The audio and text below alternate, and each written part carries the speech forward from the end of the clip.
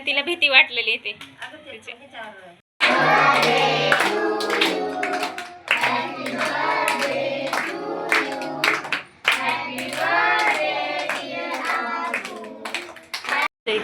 गोष्ट आवाज होते का माझ्याचा.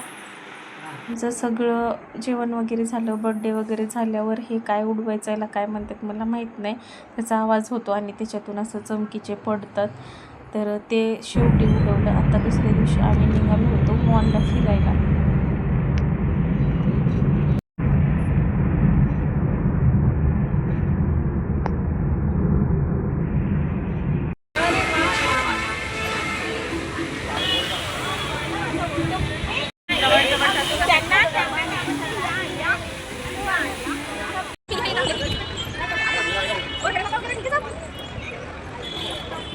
मॉलला फिरायला मी पहिल्यांदाच गेले असेल.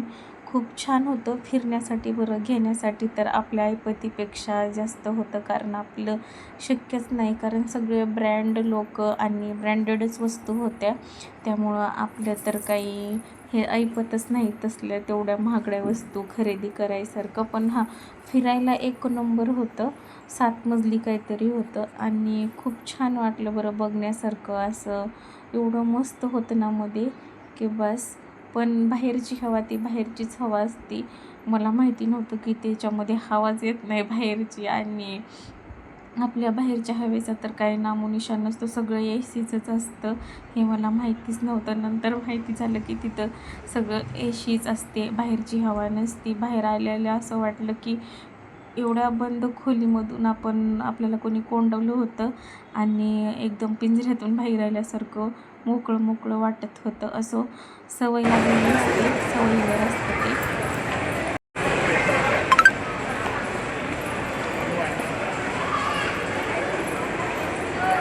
तुम्हाला ना मिक्स व्हिडिओ येत आहेत, म्हणजे आम्ही फिरायला गेलेला बड्डेचा हे सगळे मिक्स व्हिडिओ येत आहे. याचं कारण पण असं आहे की टाईमच भेटला नाही.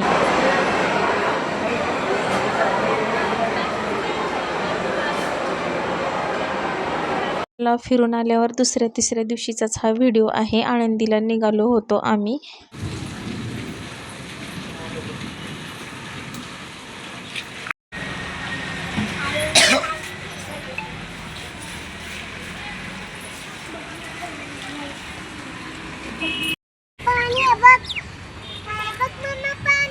हा ये.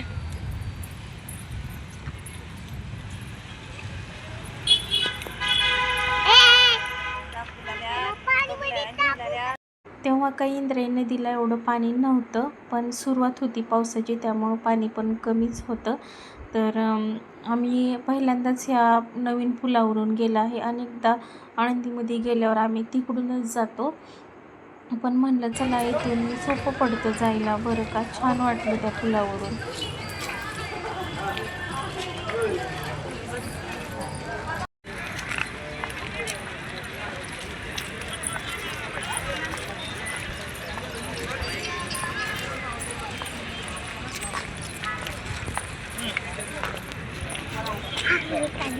गावाकडल्या माणसांना ना इथं आल्यावर आळंदीमध्ये आणि देहूमध्ये खूप जास्त म्हणजे तिथलं दर्शन घेऊ वाटतं. त्यांना नवीन वाटतं काहीतरी, आणि असं वाटतं की एवढं लांबून आला तर एवढं महत्त्वाचं ठिकाण आपण फिरलंच पाहिजे. अगं माऊलीच म्हणते तिथं, देवाच्या जागी माऊलीच म्हणतात ग. काय होते म्हणलं तर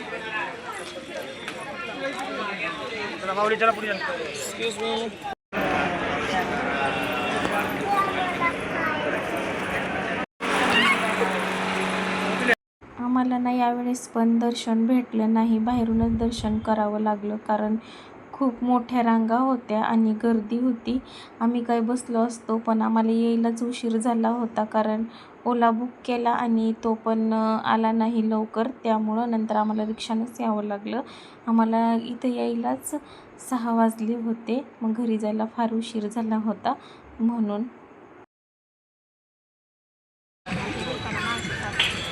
मला बी सोडत नाहीत.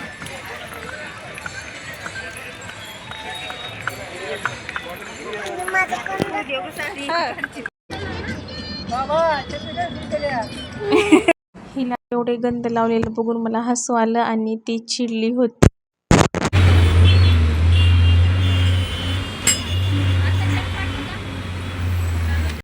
याच्यासाठी चिडली होती की मी हसले म्हणून. असो, आता हा दुसऱ्या दिवशीचा व्हिडिओ आहे, म्हणजेच वटपौर्णिमा झाली ना त्याच्या दुसऱ्या दिवशीचा.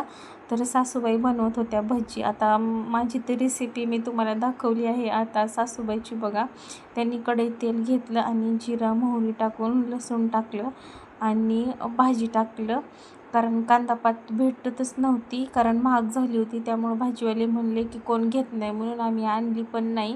नंतर लाल चिंच असते ना, ती लाल चिंच गरम पाण्यामध्ये थोडीशी भिजू घातली आणि तेच टाकली, कारण आता तर हिरवी चिंच भेटणं अशक्यच होतं ना. मग त्यामुळं आमच्या इथं ना भजी खूप आवडती, म्हणजे कोणत्याही टायमाला आठवण आली ना तर भजी करा असं म्हणतात. मग म्हणलं तुम्ही एकदा म्हणजे बघू. अगोदर भरपूर वेळा बघितली आहे, पण गावाकडे एवढी नाही बघितली कधी. गावाकडं म्हणजे कधी मी गेल्यावर असं कामातच राहतो ना, मग ते भजी बनवायचं काम वेळामुशाला फक्त सासूबाईकडं राहतं आणि चुलत सासांचं काम राहतं भाकरी वगैरे बनवणं, असं असतं.